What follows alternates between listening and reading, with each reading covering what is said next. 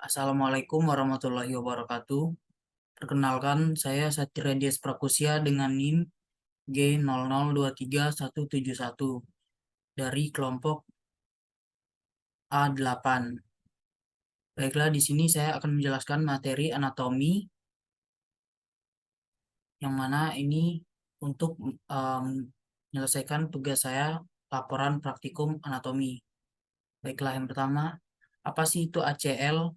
ACL itu adalah ligamen yang berada di tengah lutut di antara tibia dan femur. Nah, sama itu kan dia itu ini tuh namanya femur.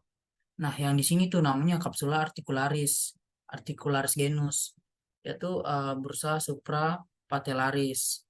Nah, bisa dilihat seperti gambar itu ada fascias patellaris femoris, condylus lateralis femoris, meniscus lateralis articulation genus, dan juga uh, meniscus lateralis articulation genus, ligamentum collateral fibularis, condylus lateralis tibiae atau fascies articularis superior.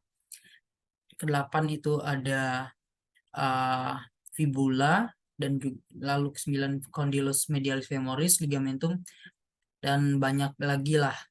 Nah, yang ini tuh uh, artikulasio kanan,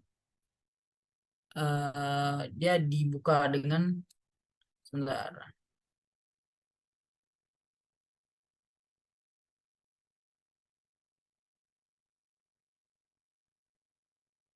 Dia dibuka dengan ligamenta. Ya, dia tuh dilihatnya dari anterior yang ini ya. Terus patella dan kapsula articularisnya itu dibuang dan femur sedikit difleksikan. Selanjutnya ada articulatio genus kanan dengan ligamenta. Ini yang sebelah kanan, tapi dia dengan ligamenta dilihat dari posterior. Kalau yang sebelah kiri tadi kan dari anterior, kalau yang ini dari posterior.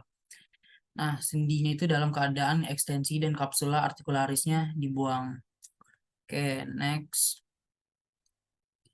Nah, selanjutnya ada artikulasio genus dextra dan artikulasio tibiofibularis. Dia bersama dengan ligamenta. Dia tuh dilihat dari sisi lateral. Dia tuh caranya kok bisa tahu itu lateral ya? Perhatikan posisi meniscus lateralisnya. Nah, yang sebelahnya itu artikulasio genus sinistra. Dia tuh bersama dengan ligamentum cruciatum. Dia dilihat juga dari sisi lateral.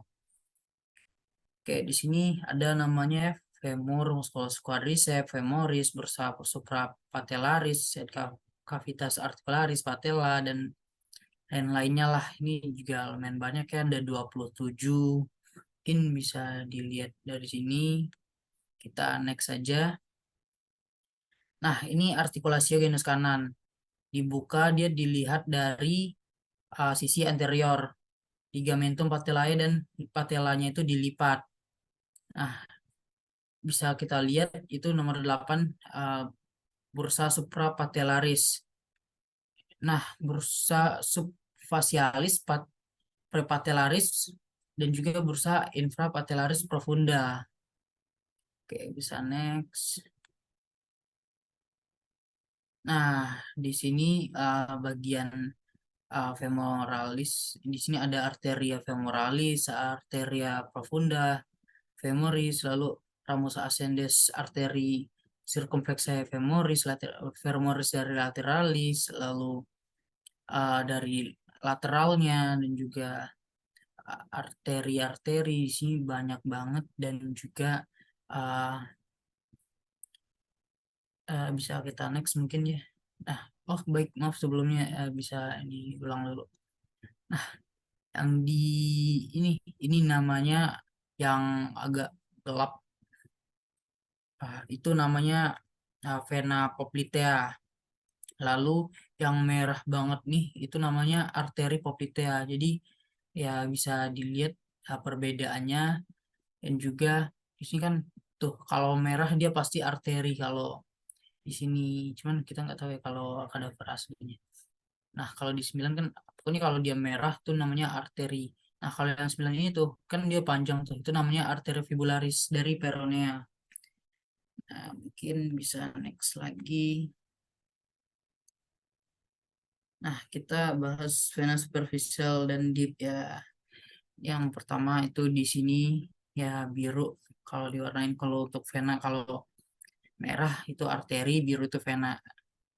Nah, pertama itu yang kecil itu namanya vena epigastrica superficialis. Yang kedua itu vena circumflexa ilium superficialis. Yang ketiga itu uh, ini vena femoralis. Yang keempat yang dia kecil kelihatannya vena savena parva. Yang kelima tuh yang gede ini namanya vena iliaca externa. Yang keenam ini namanya vena pudenda externa dan lain-lain lah banyak. Nah, yang kompleks banget tuh ada di artus venosus dorsalis pedis situ, karena dia kan dia bercabang tuh jadi banyak di area kaki. Oke, kita lanjut ke plexus brachialis. Brachial plexus atau plexus brachialis adalah plexus saraf somatik yang terbentuk antara sentral rami atau akar dari empat nervus. Dari empat nervus cervical, cervical 5 sampai cervical 8. Dan nervus torakal pertama. Plexus brachialis ini tuh bertanggung jawab atas persarafan motor dari semua otot ekstremitas atas. Tapi dia ada pengecualiannya, yaitu kecuali otot trapezius dan levator scapula. Jadi dia tidak bertanggung jawab pada otot trapezius ini dan juga levator scapula. Oke, bisa next. Nah, di sini di divisi ada saraf yang keluar, yaitu uh,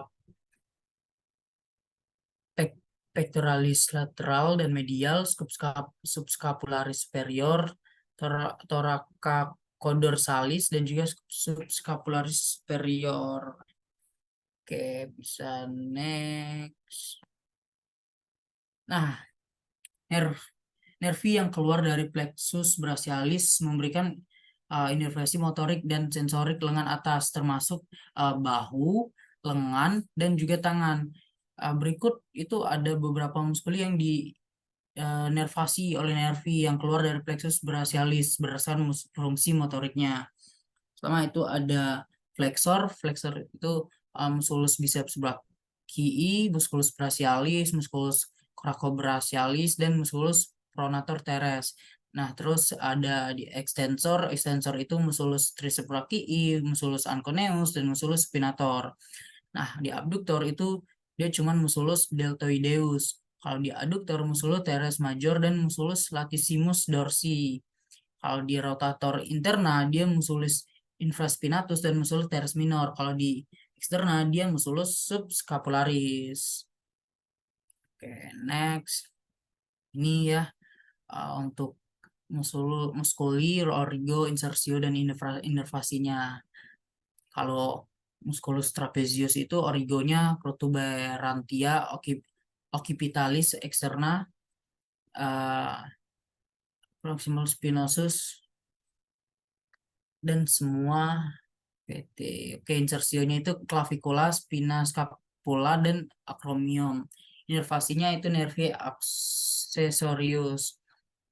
Lalu musculi latissimus dorsi, origonitus spina iliaca, 4 costae bagian bawah, lalu insersionya sulcus intertubercularis humeri, dan juga nervasinya itu nervi thoracica.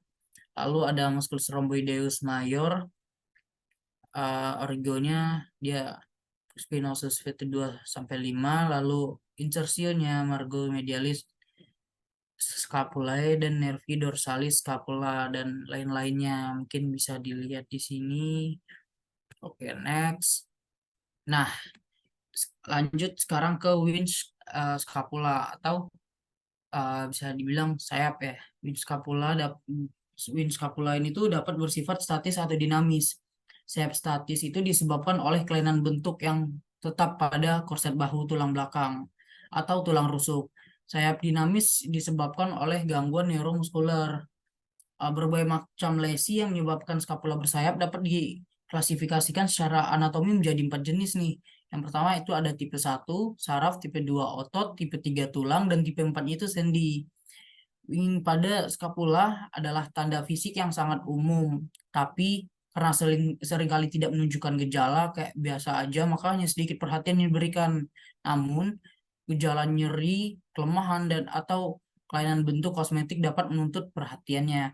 Dan diharapkan klasifikasi ini akan membantu dalam diagnosis dan penilaian pasien-pasien nih.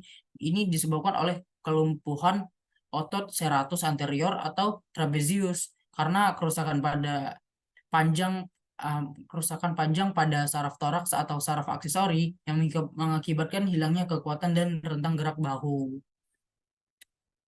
Oke, mungkin udah sekian saja yang dapat saya sampaikan. Saya akhiri. Wassalamualaikum warahmatullahi wabarakatuh.